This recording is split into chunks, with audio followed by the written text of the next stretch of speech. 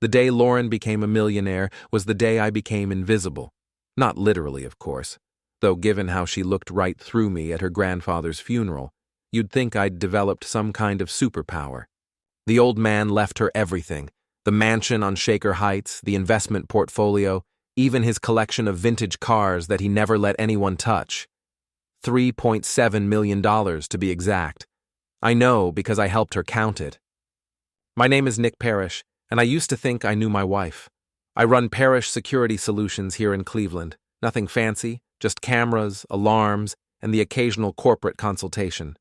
Ex-cop turned tech guy. The American dream downsized to fit a strip mall office. It pays the bills, keeps me busy, and until recently, it kept Lauren happy enough to pretend she loved me. That illusion died on a Tuesday night in October, right around the time she served me divorce papers with my dinner. "I made your favorite," she said, setting down a plate of meatloaf that looked like it came from a magazine. Lauren had never cooked a day in our 10-year marriage, but apparently newfound wealth came with newfound domestic skills. "Thought you might want something comforting." I should have known right then. Lauren Parish didn't do comfort, she did calculated. "Thanks, honey." I cut into the meatloaf, and that's when I saw them, legal documents folded neatly under my plate like some twisted dinner napkin. "What's this?" "Your freedom," she said, settling into her chair with the satisfied smile of someone who'd just solved a particularly challenging puzzle. "And mine." I unfolded the papers, scanning the legal jargon that basically boiled down to, Nick Parish gets nothing. Lauren Parish gets everything. Have a nice life. The meatloaf suddenly tasted like cardboard and broken dreams. "You've been planning this for a while," I said. It wasn't a question. Since Grandpa died, if I'm being honest. She sipped her wine, the expensive stuff she'd started buying after the inheritance. I realized I didn't have to settle anymore. Settle. I set down my fork. Is that what I was?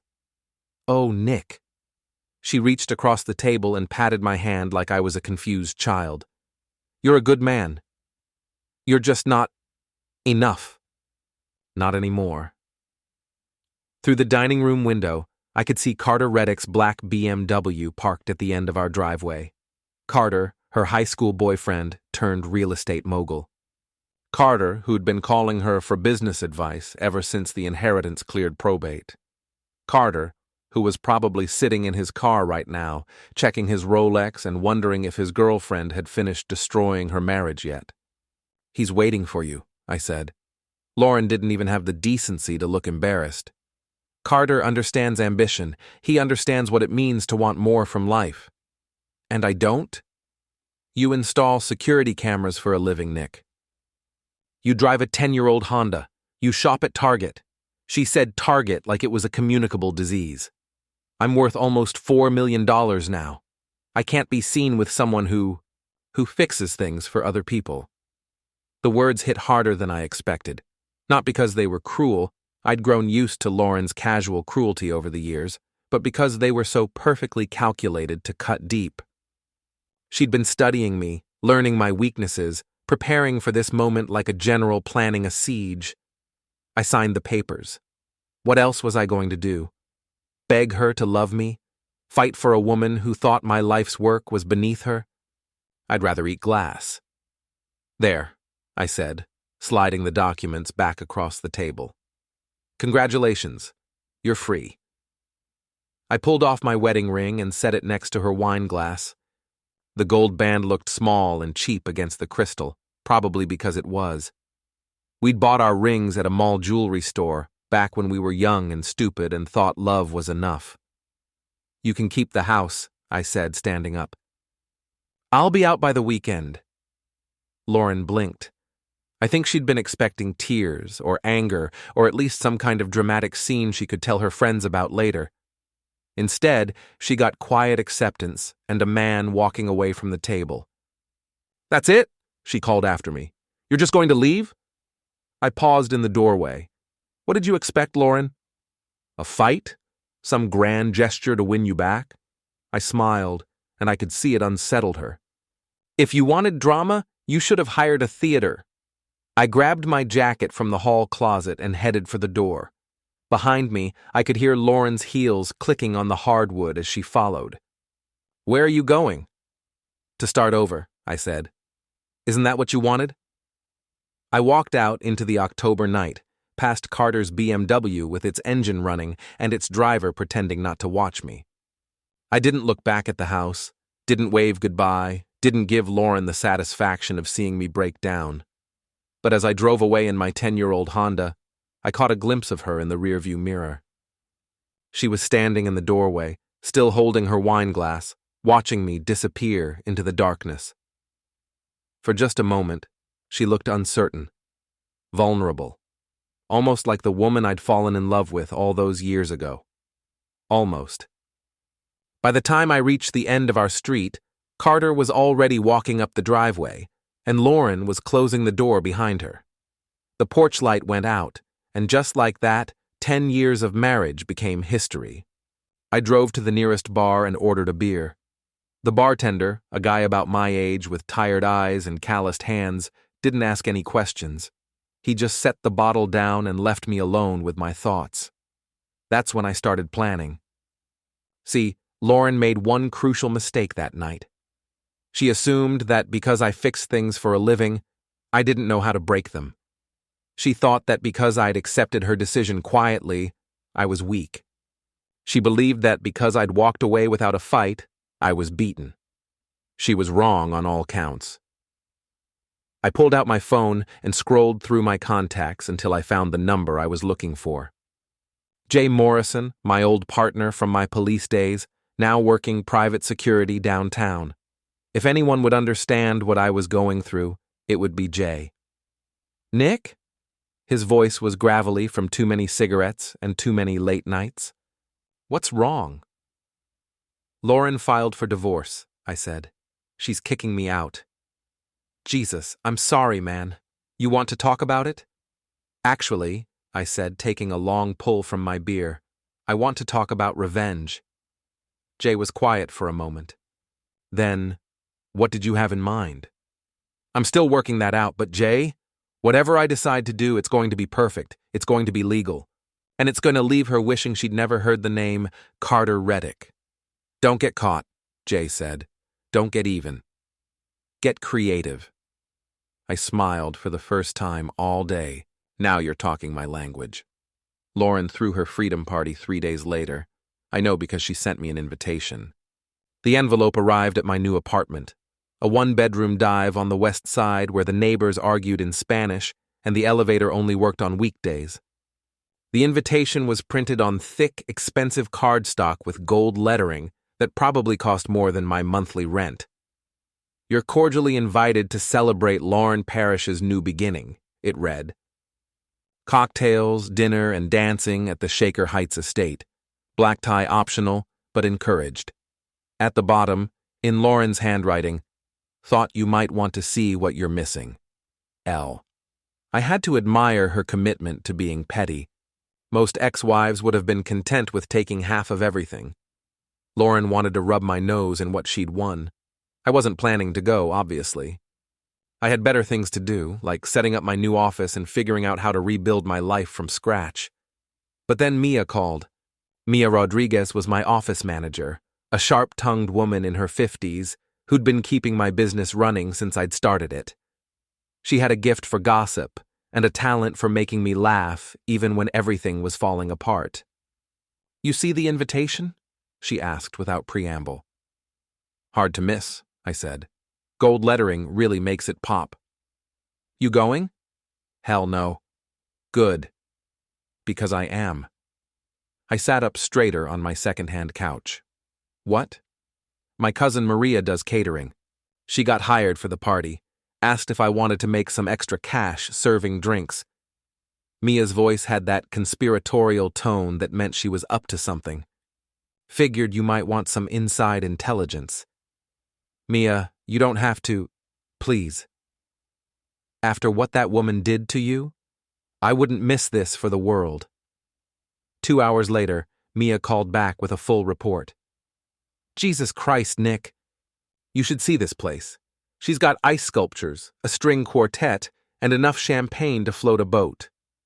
There's got to be 200 people here. I could hear the party in the background, laughter, clinking glasses, the kind of forced merriment that came with expensive alcohol and social climbing. How's our girl doing? Like a queen holding court. She's wearing this red dress that probably cost more than my car, and she's got Carter glued to her side like some kind of accessory. Mia paused, and I heard her moving to a quieter spot. But here's the interesting part. He's not exactly the devoted boyfriend she thinks he is. What do you mean? I mean he's been eye-sleeping with every woman under 30 at this party, including the blonde in the corner who keeps giggling at everything he says. And get this, I overheard him on the phone earlier. He was talking to someone about a business opportunity that's going to set them up for life. Didn't sound like real estate to me. I felt that familiar tingle of possibility. Keep listening. And Mia? See if you can get close to Lauren's friends, the gossipy ones.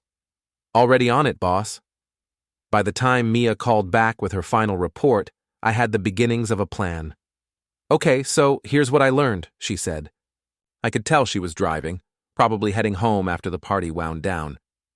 First, your ex-wife is drunk on power and champagne in that order. She spent the entire night talking about her new life and how she's finally free to be herself. Made my teeth hurt. And Carter? Carter's a piece of work. I got friendly with one of Lauren's girlfriends, Gina something, and she spilled everything. Apparently, Carter's got money problems, big ones. His real estate company is leveraged to the eyeballs, and he's been using investor money to fund his lifestyle. Investor money? Ponzi scheme from the sound of it. He's been promising huge returns on property developments that don't exist. Gina thinks he's planning to use Lauren's inheritance to cover his debts. I felt a slow smile spread across my face. Anything else? Oh, there's more. Gina also mentioned that Carter's been comforting his secretary while his divorce from his first wife goes through. Apparently, the secretary doesn't know about Lauren, and Lauren doesn't know about the secretary. Beautiful. Gets better. I managed to sneak a look at Carter's car while I was taking a smoke break. He's got a Bluetooth connection running, and his phone was synced to the system. All his recent calls, text previews, everything. Mia had always been thorough, but this was impressive even for her. And I took pictures. Lots of them. Including some very interesting text messages to someone named Candy that I'm pretty sure weren't meant for your ex-wife's eyes. By the time I hung up, I had enough ammunition to destroy Carter Reddick's life 3 times over. But I wasn't interested in quick and dirty revenge. I wanted something more elegant, more complete. I wanted to watch Lauren's perfect new world collapse piece by piece, and I wanted her to never see it coming. The next morning, I drove to my old house, Lauren's house now, and parked across the street. Carter's BMW was still in the driveway, which meant he'd spent the night. Through the living room window, I could see them having breakfast, probably discussing their bright future together. I pulled out my phone and called my lawyer. Tom? It's Nick Parish. I need to ask you about something. Hypothetically speaking, if someone were to discover that their ex-wife's new boyfriend was running a Ponzi scheme, what would be the legal implications? Tom Brennan had been handling my business contracts for years. He was smart, discreet, and had a healthy appreciation for creative problem-solving. Hypothetically, if someone reported it to the SEC, there would be an investigation. If the investigation found evidence of fraud, there would be arrests. If there were arrests, any assets connected to the scheme would be frozen pending trial, including assets that might have been recently transferred to the perpetrator's girlfriend. Especially those assets. The government doesn't mess around when it comes to recovering stolen money. I thanked Tom and hung up, then sat in my car for another few minutes, watching my old life through someone else's window. Lauren was laughing at something Carter had said, her head thrown back in that theatrical way she'd perfected in college. She looked happy, triumphant. She had no idea that her new beginning was about to become her worst nightmare. I started the Honda and drove away, already planning my next move. Carter Reddick thought he was clever, using Lauren's money to save his failing business. Lauren thought she was smart, trading up for a richer, more successful man. They were both about to learn that the quiet guy who fixed things for a living was a lot more dangerous than they'd imagined. The game was just beginning. 3 years. That's how long it took for Lauren's perfect new life to start cracking around the edges. I watched it happen from a distance, like studying a slow-motion car crash through a telephoto lens. My security business had grown. Turned out that being invisible had its advantages in the corporate world. Companies liked hiring someone who could blend into the background, who could spot problems without making waves. I'd moved to a better apartment, bought a newer car, even started dating again. Nothing serious, just dinner and movies with women who didn't think my profession was beneath them. But I never stopped keeping tabs on Lauren and Carter. The first crack appeared 6 months after the divorce was final. Carter's real estate empire, built on borrowed money and inflated promises, began to wobble. It started small, a delayed project here, a missed payment there. Nothing that couldn't be explained away with smooth talk and expensive dinners, but I knew better. Thanks to Mia's intelligence gathering and my own careful research, I had a complete picture of Carter's financial house of cards. I also had something Carter didn't know about: connections. Jay Morrison had introduced me to a woman named Detective Lauren Chen, who worked financial crimes for the Cleveland PD. Lauren and I had grabbed coffee a few times. Nothing romantic, just two professionals who understood each other's work. When I mentioned that I'd stumbled across some irregularities in a local real estate company's books, she was very interested. "You sure about this?" Lauren asked, flipping through the documents I'd compiled. We were sitting in a downtown diner, the kind of place where cops and private investigators could meet without attracting attention. "Positive. He's been running a classic Ponzi scheme for at least 2 years. New investor money pays returns to old investors, while Carter skims off the top to fund his lifestyle. And your ex-wife is involved, how?" "She's not directly. But her inheritance is now mixed up in his accounts. When this thing collapses, and it will collapse, she's going to lose everything." Lauren studied me over her coffee cup. "You know, I have to ask, what's your angle here? You trying to get back at your ex-wife?" "I'm trying to prevent her from becoming an accessory to fraud," I said. It was technically true, even if my motives weren't entirely pure. Lauren's a lot of things, but she's not a criminal. She doesn't deserve to go to prison because her boyfriend is an idiot. Lauren made some notes, then closed the file. "I'll look into it, unofficially, for now. If there's something here, we'll open a formal investigation. And if there's not, then your ex-wife gets to keep her money, and you get to feel good about trying to help her." Lauren smiled. Win-win. 3 weeks later, the Cleveland Plain Dealer ran a front-page story about Carter Reddick's arrest on charges of securities fraud and money laundering. The headline read, "Local real estate mogul accused of $12 million Ponzi scheme." I read the article over breakfast, savoring every detail. Carter had been arrested at his office, led out in handcuffs while reporters shouted questions and cameras flashed. His assets had been frozen pending investigation, including the joint accounts he'd opened with Lauren. My phone rang while I was still reading. "You see the news?" It was Mia, barely containing her excitement. "Hard to miss. Your ex-wife's been calling the office all morning. She wants to talk to you." "I'm not here." That's what I figured. But Nick? She sounds desperate, like really desperate. I felt a flicker of something that might have been sympathy, might have been. She made her choice, Mia. She wanted Carter instead of me. Now she gets to live with the consequences. Cold, boss. I like it. But it wasn't cold, not really. It was justice. Lauren had thrown away our marriage because she thought Carter was a better bet, a richer prize. She'd humiliated me, dismissed my work, treated me like an embarrassing mistake she needed to correct. Now she was learning that sometimes the safe choice is the smart choice. The investigation moved quickly.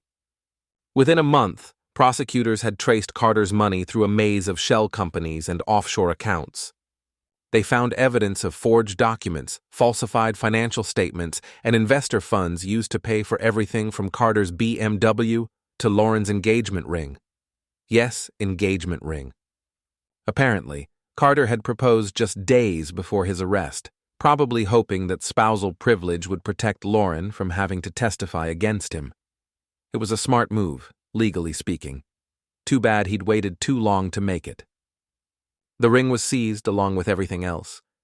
I heard about Lauren's situation through the usual channels, Mia's cousin network, Jay's police contacts, and my own careful observation. She'd hired a lawyer, a good one, who managed to keep her out of jail by proving she'd had no knowledge of Carter's crimes. But proving innocence and recovering stolen money were two different things. The government had frozen everything. The joint accounts, the investments Carter had made with her inheritance, even the jewelry he'd bought her. Lauren was left with whatever assets she could prove had come from legitimate sources and hadn't been commingled with Carter's fraudulent enterprise. It wasn't much. The mansion went first. Turned out Carter had been using it as collateral for loans that were now in default. Lauren fought the foreclosure, but without access to her frozen funds, she couldn't afford the legal fees or the mortgage payments. I drove by the house one evening and saw the moving trucks. Lauren was standing in the driveway, directing the movers with the same imperious manner she'd once used to direct me. But there was something different about her now, a brittleness that hadn't been there before. She looked older, harder, like someone who'd been forced to learn difficult lessons about trust and consequence. I almost felt sorry for her. Almost. 6 months after Carter's arrest, Lauren moved into a 2-bedroom apartment in Lakewood, not exactly the projects, but a far cry from Shaker Heights. She got a job at a downtown law firm, paralegal work, that paid a fraction of what she'd been spending on shoes during her brief reign as a millionaire. Carter, meanwhile, was looking at 15 to 20 years in federal prison. His trial had been a media circus, with prosecutors painting him as a smooth-talking con man who'd bilked investors out of their life savings. Lauren had been called as a witness, forced to testify about their relationship and her knowledge of his business dealings. The photos in the newspaper showed her leaving the courthouse looking shell-shocked and exhausted. The woman who'd once dismissed me as not enough now looked like someone who'd been through a war and lost. I should have been satisfied. My plan had worked perfectly. Carter was destroyed, Lauren was humbled, and I'd managed to rebuild my life without them. Justice had been served, lessons had been learned, and everyone could move on. But I wasn't satisfied. Not yet. Because Lauren still didn't know. She thought Carter's downfall had been bad luck, poor timing, the inevitable result of his own greed and stupidity. She had no idea that her quiet, boring ex-husband had been the architect of her destruction. And I wanted her to know. I wanted her to understand that the man she'd dismissed as weak had been strong enough to dismantle her perfect life piece by piece. I wanted her to realize that her biggest mistake hadn't been trusting Carter. It had been underestimating me. But that revelation would have to wait, because Lauren's punishment wasn't complete yet. Not by a long shot. Year 4 brought Lauren's second marriage. His name was David Walsh, and he was everything Carter hadn't been: stable, boring, and completely legitimate. David sold insurance, drove a sensible sedan, and had never been arrested for anything more serious than a parking ticket. He was also, according to Mia's research, worth about as much as my Honda. "She's really scraping the bottom of the barrel now," Mia said, showing me the wedding announcement from the Plain Dealers Society page. The photo showed Lauren in a simple dress, probably off the rack, standing next to a balding man in an ill-fitting suit. They were smiling, but Lauren's smile looked forced, like someone trying to convince herself she was happy. "Maybe she learned her lesson," I said. "Maybe she's decided that character matters more than money." Mia snorted. "Right. And maybe I'm going to win the lottery tomorrow." She was right, of course. Lauren hadn't learned anything except that rich criminals were more dangerous than poor, honest men. David Walsh wasn't a love match. He was a safety net, a way to climb back up from the bottom without risking another catastrophic fall. I might have left her alone if she'd been happy. If she'd seemed genuinely content with her new, smaller life, I might have considered my revenge complete. But Lauren wasn't happy. She was settling, just like she'd accused me of doing all those years ago, and settling apparently made her mean. I learned this from Jay, who'd run into Lauren and David at a restaurant downtown. Jay had been having dinner with his girlfriend when he spotted them at a corner table, Lauren picking at a salad while David talked about actuarial tables or some other insurance-related topic. She looked miserable, Jay told me over beers the next night, like she was doing time instead of having dinner with her husband. Maybe she was just tired. Nah, it was more than that. When David got up to use the bathroom, I went over to say hello. You know, be polite, bygones and all that. I could already tell this wasn't going to end well. What did she say? She asked about you. Wanted to know if you were still playing with security cameras or if you'd found something more suitable for a man your age.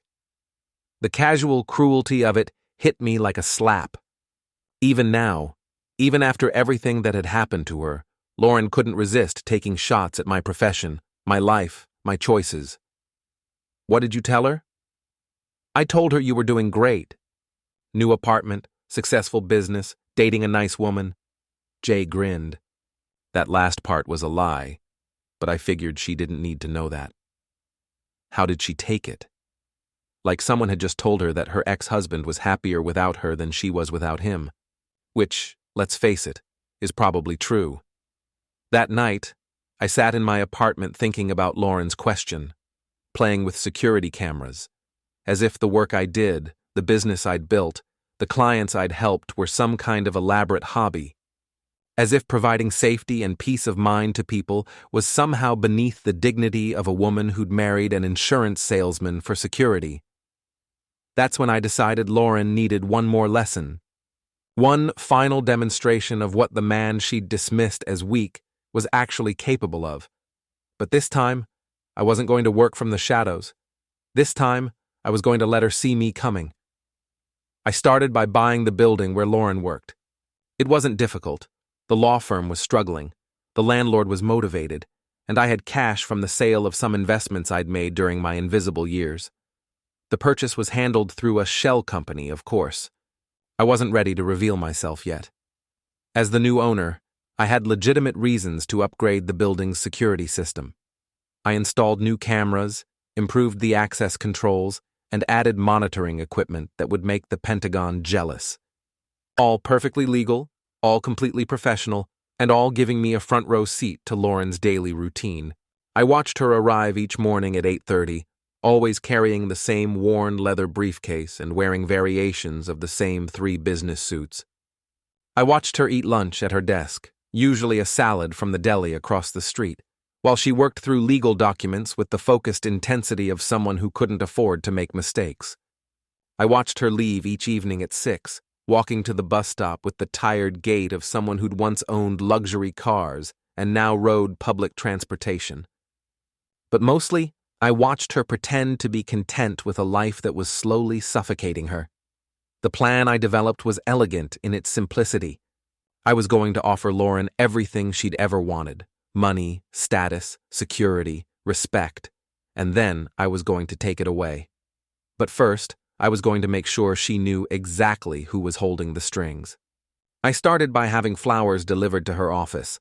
Nothing elaborate, just a dozen red roses with a card that read, "From an admirer who appreciates your strength."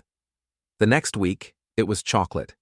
Expensive stuff, the kind she used to buy when she had Carter's money to spend.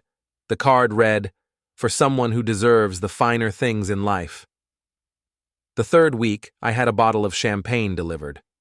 The same brand she'd served at her freedom party 4 years earlier. The card read, "To new beginnings and second chances." I could see her through the security cameras, trying to figure out who was sending the gifts. She asked her co-workers, questioned the delivery drivers, even had her husband David call the florist and the chocolate shop. But all the orders had been placed anonymously, paid for in cash, with no way to trace them back to their source. By the fourth week, Lauren was looking over her shoulder everywhere she went. The gifts had stopped being flattering and started being unsettling. Someone was watching her, studying her, learning her routines and preferences. Someone who knew her well enough to send exactly the right things to remind her of what she'd lost. That's when I made my move. I was waiting in the lobby when she came down for lunch, reading a newspaper and looking like any other building visitor. When she walked past, I looked up and smiled. "Hello, Lauren." She stopped so suddenly that the person behind her nearly walked into her back.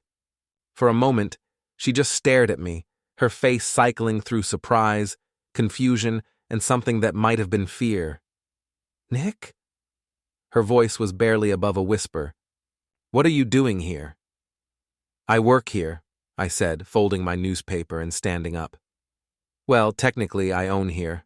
I bought the building last month." The color drained from her face. "You...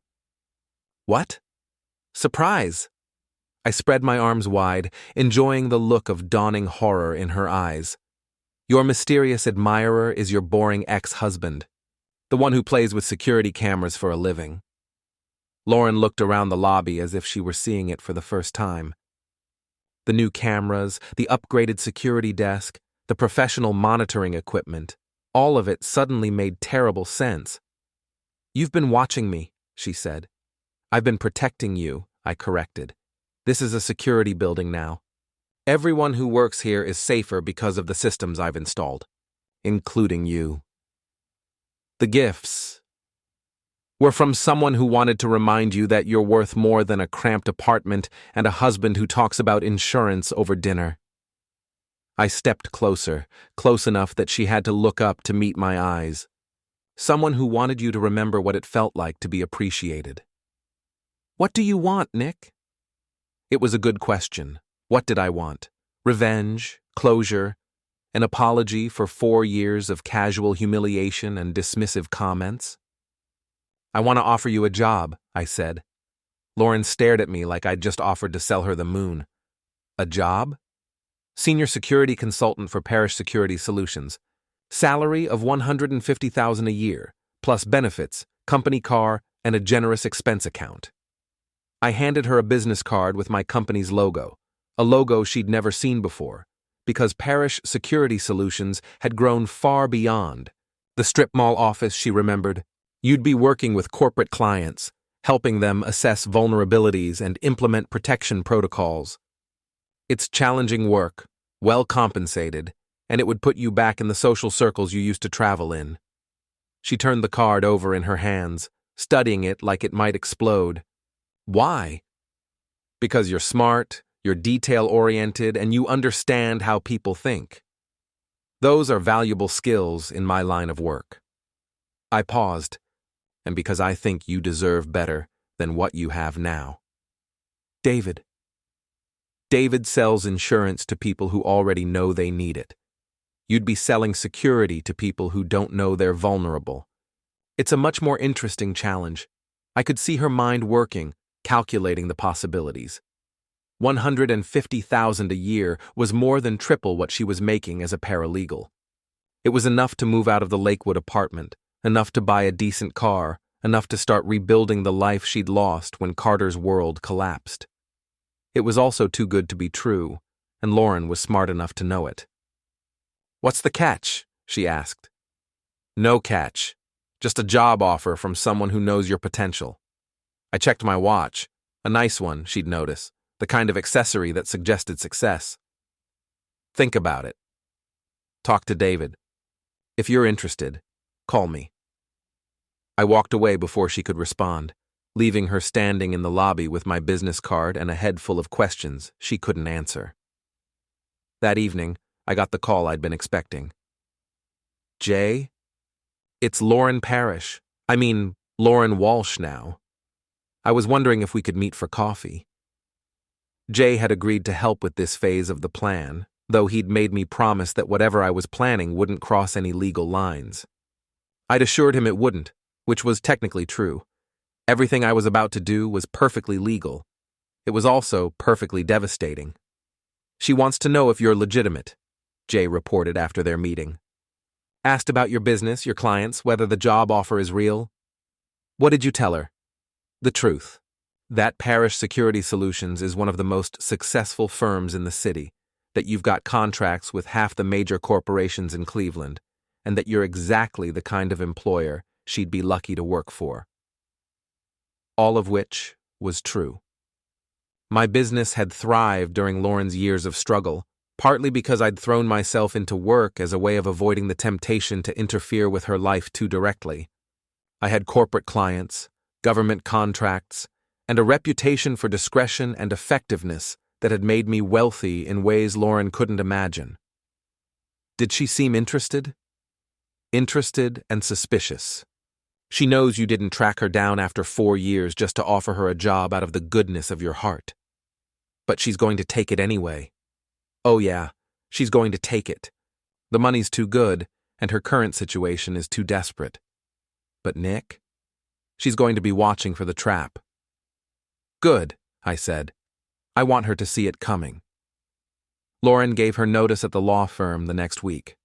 She started at Parish Security Solutions the following Monday, working out of our downtown office in a building I'd purchased and renovated specifically for this moment. I gave her everything I'd promised, the salary, the benefits, the company car, the expense account. I also gave her real work, challenging projects with legitimate clients who needed the services she was providing. Lauren might have been a lot of things, but she wasn't lazy. When she applied herself, she was actually quite good at identifying security vulnerabilities and proposing solutions. For 3 months, everything went perfectly. Lauren threw herself into her new role with the enthusiasm of someone who'd been drowning and suddenly found solid ground. She moved out of the Lakewood apartment and into a downtown condo. She traded her bus pass for the keys to a BMW, not as nice as Carter's had been, but respectable. She even started dressing better, her wardrobe gradually expanding to include the kind of clothes she'd worn during her brief time as a millionaire. David, her insurance salesman husband, was less enthusiastic about the changes. He's not happy, Mia reported after running into Lauren at a restaurant. Keeps asking why her ex-husband would suddenly offer her such a generous job. Thinks there's something fishy about the whole situation. Smart man, I said. Not smart enough to convince his wife to turn down the money, though. David's suspicions came to a head during the company Christmas party. I'd rented out the ballroom at the Ritz-Carlton, invited all our clients and employees, and spared no expense on food, drinks, and entertainment. It was the kind of event Lauren had once attended as a guest. Now she was there as my employee, networking with potential clients and representing Parish Security Solutions. She was good at it too. Better than I'd expected. Lauren had always been charming when she wanted to be, and she wanted to be that night. She worked the room like a politician, making connections, building relationships, generating leads that would translate into new business. I watched her from across the ballroom, remembering the woman I'd fallen in love with all those years ago. This was the Lauren I'd married. Confident, intelligent, magnetic. For a moment, I almost regretted what I was about to do.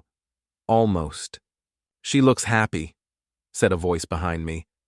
I turned to find David Walsh standing at my shoulder, holding a drink he clearly didn't want and wearing a suit that clearly didn't fit. He looked uncomfortable, out of place, like someone who'd wandered into the wrong party. She's good at this work, I said. She should be happy. Should be. David took a sip of his drink and made a face. But happiness and Lauren don't always go together, do they? It was a surprisingly perceptive comment from a man I'd written off as boring and safe. What do you mean? I mean, she's been waiting for the other shoe to drop since the day you offered her this job.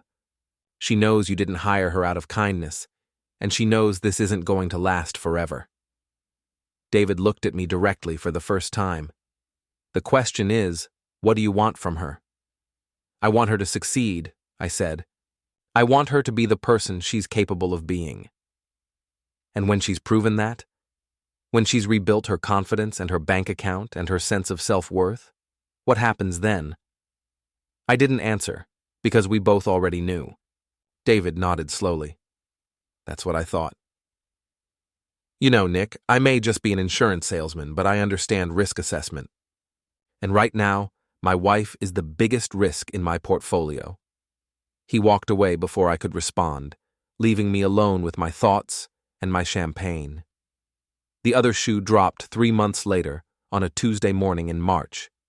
Lauren arrived at the office to find her keycard deactivated and a security guard waiting to escort her upstairs. She was brought to my office, where I was sitting behind my desk with a stack of documents and an expression she'd seen once before, the night she'd served me divorce papers. "Good morning, Lauren. Please, sit down." She remained standing. "What's going on, Nick?" "I'm afraid I have some bad news. Parish Security Solutions is restructuring, and we're going to have to let you go." The color drained from her face. "You're firing me?" "I'm laying you off. It's nothing personal. Just business. The economy. Changing market conditions. You know how it is." "That's bullshit, and you know it." Her voice was rising, and I could see her hands shaking. "This company is more successful now than it's ever been." "You're firing me because what, Lauren? Because you can. Because you wanted to build me up just so you could tear me down again." I smiled, and I could see it hit her like a physical blow. "Now you're starting to understand." "Understand what?" "That the man you dismissed as weak, the man you thought wasn't enough, the man whose work you called playing with security cameras, that man has been controlling your life for the past 7 years. Lauren sank into the chair she'd been refusing to take. "What are you talking about?" "Carter's arrest wasn't bad luck, Lauren. I'm the one who reported him to the police. I'm the one who gave them the evidence they needed to build their case. I'm the one who made sure his assets were frozen and your inheritance was tied up in the investigation." Her face went white. You destroyed my life." "I destroyed the life you built on someone else's crimes. I saved you from becoming an accessory to fraud." I leaned back in my chair. "You should be thanking me. And this job? The salary, the car, the apartment? All real. You earned every penny through your own hard work. But yes, it was also a demonstration. I wanted you to see what you were capable of when someone believed in you. I wanted you to remember what it felt like to be successful, respected, valued. So you could take it away again. So you could understand what you threw away when you divorced me." I stood up and walked around the desk, stopping in front of her. "Chair. You see, Lauren, I never wanted to destroy you. I wanted to teach you. I wanted you to learn that strength isn't about having money or marrying the right person or looking down on people who work with their hands. Strength is about building something that lasts, about treating people with respect, about understanding that character matters more than status. And if I don't learn the lesson, then you'll go back to your insurance salesman husband and your paralegal job and your little apartment, and you'll spend the rest of your life wondering what might have been if you'd made different choices." Lauren was crying now, tears streaming down her face as the full scope of my revenge finally became clear to her. "Why?" she whispered. "Why did you do this to me?" "Because you asked me to," I said. "The night you served me divorce papers, you told me I wasn't enough. You told me you deserved better than a man who fixed things for other people. So I decided to show you what that man was really capable of." I walked back to my desk and picked up a manila envelope. "Your severance package, 3 months' salary plus a reference letter that will help you find another job.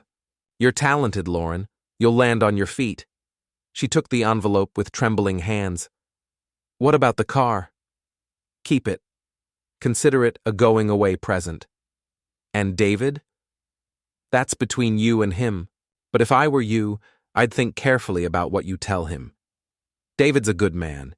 He deserves better than a wife who's still in love with her ex-husband's money." Lauren stood up slowly, like someone recovering from a long illness. She walked to the door, then turned back. "Do you feel better now?" she asked. "Now that you've proven you're stronger than me?" I considered the question seriously. Did I feel better? Was this sense of completion, of justice served, worth 7 years of careful planning and patient execution? Ask me tomorrow, I said. Lauren nodded and walked out of my office, out of my building, and out of my life. I never saw her again. 6 months later, Mia told me that Lauren and David had divorced. A year after that, I heard she'd moved to Phoenix and started her own consulting business. Word was she was doing well, building something real and lasting with her own hands and her own skills. I hoped it was true. Despite everything, I hoped Lauren had finally learned the lessons I'd spent so many years trying to teach her. As for me, I sold Parish Security Solutions to a larger firm and retired early. I bought a house on the lake, got a dog, and started dating a woman who thought my work was fascinating rather than beneath her dignity. Sometimes late at night, I wondered if I'd gone too far. If 7 years of elaborate revenge had been worth the satisfaction of watching Lauren finally understand what she'd thrown away. But then I'd remember the look on her face that night she'd served me divorce papers. The casual cruelty, the dismissive tone, the absolute certainty that she was trading up from a man who wasn't worthy of her. And I'd sleep just fine,